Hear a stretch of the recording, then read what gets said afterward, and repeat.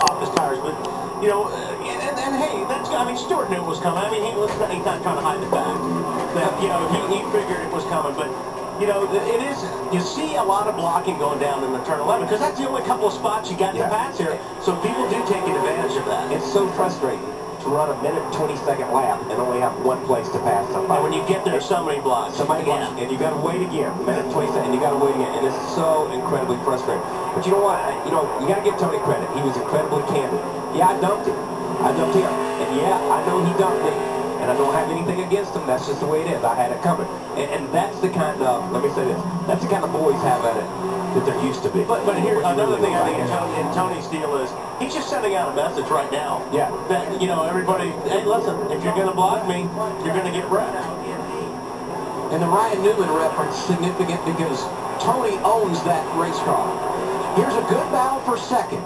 Kurt Busch has opened up a huge lead, and you will see the white flag the next time around, but the runner-up spot may not be decided until we come right to the finish. Gordon looking to the inside of Edwards to go to second. I think, Carl, I would have never dreamed he'd be in the top three after looking at practice. No, and watching that pass, I don't think he would have dreamed he would be in the top three. He just pulled to the outside.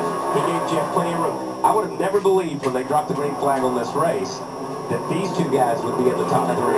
These two that we're watching right here. After listening to 15 laps ago, well, like I said, looking back at the monitor, Jeff Gordon was way back in the field. Yeah, and complaining the whole time about not being able to turn into the corner. And as you said a minute ago, he was one of the fastest cars on the racetrack here towards the end. And he's about a second faster than Kurt Busch is right now. He just doesn't have the time. You know, I think this speaks volumes for, we're on the final lap here, I think this speaks volumes for Carl, too. He's focused on winning this championship. He had an opportunity to lead. He decided he would stay and work on this thing. Still didn't get it the way he wanted it, but he's driven it today. I think he'll be the way real happy with this. Yeah, the way a championship driver should drive, could drive a car. And he knows this is a big statement to the other guys. If I stick around and stay here, you're going to have to think about it. Another name you may add to the list of those who are thinking championship, the driver who has been so consistent in the last few weeks.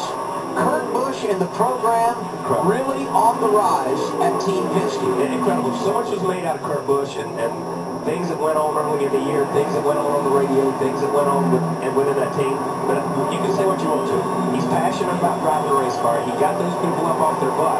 And here he's getting ready to win. 3 poles in a row. Should have had 4.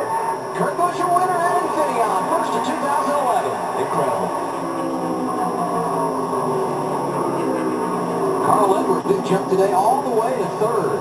Boyer in fourth, which I figured he would be a top 5, and Ambrose up there as well. And Logano, great assist. Jimmy Truex salvages something, comes back for 8 there. I thought Truex had a great car. And Brad Keselowski finishes in the top 10. Great run for him. Man, Harvick's car got beat up early, and he comes back to finish in the top 10 as well. That's the count of Harvick. Yeah, unbelievable. Appreciate it. Never would have believed the first win for Kurt Busch would come this late in the season, and certainly not on a road course, a place he had never won before. But today he pulls it off.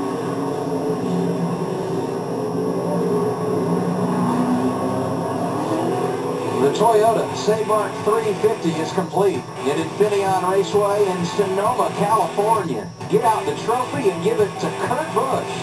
He's a winner in wine country.